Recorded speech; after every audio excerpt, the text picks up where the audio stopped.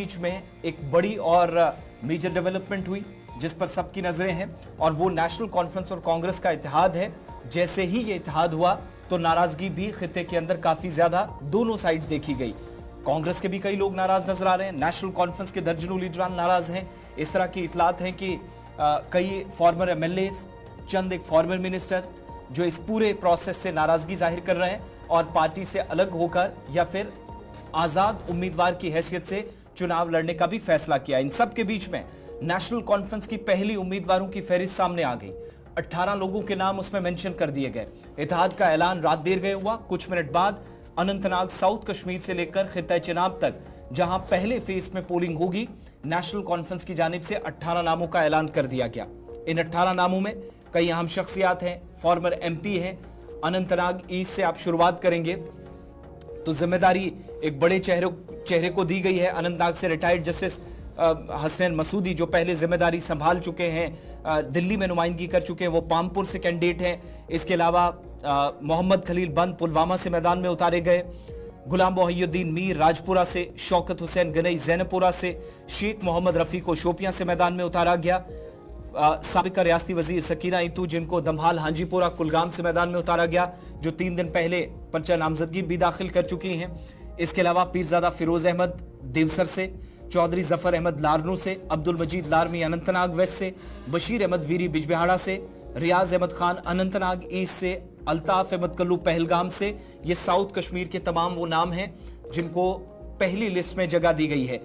इसके अलावा जम्मू सूबे में आप देखेंगे तो जैसे ही इत्तेहाद का ऐलान हुआ तो दूसरी लिस्ट जो सामने आई नेशनल कॉन्फ्रेंस की, महबूब इकबाल भद्रवाह से मैदान में उतारे गए, खालिद नजीब सोहरवर्दी डोडा से, अर्जुन सिंह राजू को रामबन से मैंडेट मिला, सज्जाद शाहीन को बनिहाल से और साबिक रियासती वजीर सज्जाद अहमद किचलू को किश्तवाड़ से और पूजा ठाकुर जो डीडीसी चेयरपर्सन भी है पाडर नागसेनी से बीजेपी के सुनील शर्मा के सामने उनको मैदान में उतारा गया है। और ये वो उम्मीदवार हैं जहां पर नेशनल कॉन्फ्रेंस जब इनको उतारने का ऐलान कर चुकी है तो कांग्रेस इन तमाम लोगों को मैदान में अपने यहां से उम्मीदवार नहीं उतारेगी, यानी अलायंस में जो बात तय पाई है। इस पर मजीद इसलिए बात करना जरूरी है क्योंकि जब ये इत्तेहाद हुआ और ये लिस्टें जारी हुई तो नाराजगी काफी ज्यादा पूरे खित्ते के अंदर दोनों प्रोविंसेस से, दोनों जगहों से काफी ज्यादा, और कुछ लोगों ने रिजाइन किया। थोड़ी देर में उनकी बात भी सुनाएंगे। रात देर गए काफी डेवलपमेंट्स हुई हैं। एग्जीक्यूटिव एडिटर इशफाक गौहर हमारे साथ इस वक्त वादी कश्मीर से ज्वाइन किए हैं। सारी सूरत हाल पर मुसलसल नजर है। इशफाक, बदलती हुई सूरत हाल के बीच लिस्ट जारी होना और नाराजगी वाला फैक्टर जिस पर रात देर गए भी हमने बात की थी, ये शायद परेशान कुन सूरत हाल पैदा कर सकता है दो बड़ी सियासी जमातों के लिए, क्योंकि इतलात जो हमारे पास है साबिक वुजरा, साबिक रियासती वुजरा और इसके अलावा कई अराकीन असेंबली जम्मू कश्मीर के अंदर जिनका एक बड़ा रोल दोनों पार्टियों की तरफ से रहा है, नाराज नजर आ रहे हैं। और कुछ लोगों ने तो इस्तीफे रात को ही सौंप दिए हैं और वो भी पूरे काडर के साथ पार्टी से अलग होने के फैसले किए जा रहे हैं। बिल्कुल, इस बार के जो असेंबली के इलेक्शंस होंगे तकरीबन 10 साल के बाद ये चुनाव हो रहे हैं, लेकिन ये चुनाव इंतहाई दिलचस्प हो रहे हैं। हर मिनट गुजरने के साथ एक नई डेवलपमेंट जम्मू कश्मीर में बन रही है और स्पेशली जब हम इस वक्त वादी कश्मीर के अंदर मौजूद है तो कल रात से हमने जो सियासी डेवलपमेंट देखी है वो किसी से ढकी छुपी नहीं है और आज का दिन भी इंतहाई अहम होगा। तकरीबन 2-3 बजे तक पूरी पोजीशन क्लियर हो जाएगी साउथ कश्मीर और जम्मू के कुछ इलाकों के अंदर कि कौन सा लीडर कहां पर खड़ा है और क्या वो पार्टी का वफादार है या पार्टी से अलम बगावत करके हुए बाहर आ रहा है। जहां तक दो बड़ी जमातों की बात करें जिनके बीच इत्तेहाद हुआ है, नेशनल कॉन्फ्रेंस और कांग्रेस की, तो दोनों जमातों के लीडरान जो है वो नाराज भी दिख रहे हैं, खुश भी दिख रहे हैं। जिन लोगों को मैंडेट मिला है वो खुश है, जिन लोगों के मैंडेट कटे हैं वो नाराज दिख रहे हैं और जहां पर फ्रेंडली कॉन्टेस्ट किया गया है इस पर काफी तनज और तनकीद सोशल मीडिया पर भी हो रहा है और यही वजह है कि बहुत सारे लीडर्स नाराज दिखे हैं। सोबा जम्मू के अंदर, सोबा कश्मीर के अंदर कुछ लीडर्स ने ऑफिशियल अनाउंसमेंट कर दी है कि वो पार्टी से में बगावत कर चुके हैं। कुछ लीडर्स आज जब अपने कागजात नामजदगी दाखिल करेंगे तो सीधी सीधी बात होगी कि वो पार्टी लीडरशिप से नाराज है और पार्टी के बुनियादी काडर को लेकर वो बाहर आएंगे। अब देखना होगा कि जब ये लीडर्स बाहर आएंगे, तकरीबन 1 दर्जन से ज्यादा लीडर्स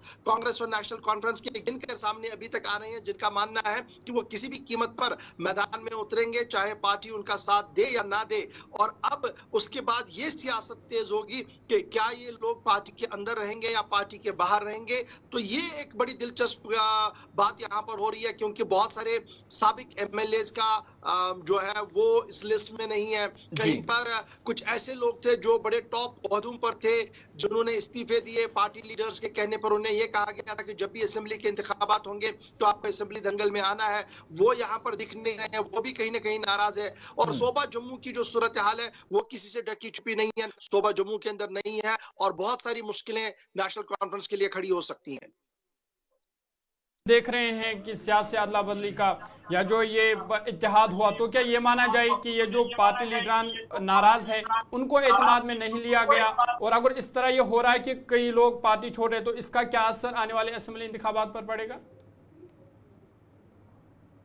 पार्टी लीडरों को एतमाद में लेने की बात है, तो मुझे जब आप ये कह रहे हैं ना कि फ्रेंडली कॉन्टेस्ट है जी कुछ सीटों पर, तो जरूर कुछ सीटों पर लीडरों के साथ मशावरत हुई है, लेकिन कुछ लीडरों को शायद एतमाद में लेने के बावजूद भी जब इत्तेहाद हुआ है तो उनकी सीट बची नहीं, जिसकी वजह से नाराजगियां जो है वो साफ नजर आ रही है।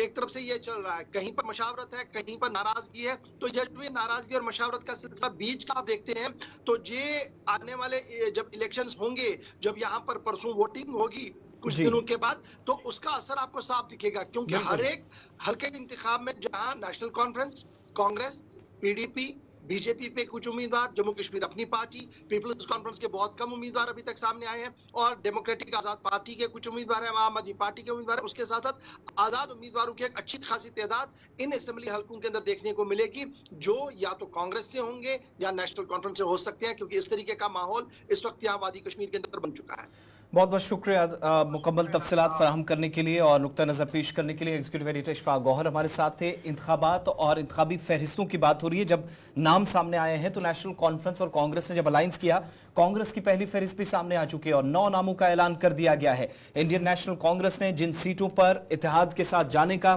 फैसला किया या जहां से इत्तेफाक हो सका कि पार्टी सिर्फ नेशनल कॉन्फ्रेंस के नहीं बल्कि कांग्रेस सिर्फ अपना उम्मीदवार उतारेगी, तो 3 फॉर्मर प्रदेश कांग्रेस कमेटी के चीफ्स हैं, यानी 3 साबिक सदर कांग्रेस के, जो मैदान में इस बार उतारने का फैसला लिया गया है। 9 लोगों के जिनके नाम सामने आए हैं। एक तवील मुशावरत चली और आप देखेंगे तो बनिहाल कॉन्स्टिट्यूंसी से कांग्रेस के साबिक सदर वकार रसूल वानी, जिनको मैदान में उतारा गया, 2 बार के एमएलए, 1 बार के मिनिस्टर हैं। और नेशनल कॉन्फ्रेंस ने सजाद शाहीन को भी फ्रेंडली कॉन्टेस्ट का नाम देकर यहां से उतारा है। बदरवा सेगमेंट से नदीम शरीफ नियाज कांग्रेस की टिकट पर लड़ेंगे, डीडीसी मेंबर हैं और साबिक रियासती वजीर मोहम्मद शरीफ नियाज के ये फर्जंद हैं। इसके अलावा फ्रेंडली कॉन्टेस्ट का नाम दिया गया कि एक फॉर्मर ब्यूरोक्रेट हैं महबूब इकबाल, जिनको मैदान में उतारा गया है कांग्रेस की जानिब से। डोडा वेस्ट सीट से नए उम्मीदवार हैं डॉक्टर प्रदीप कुमार भगत।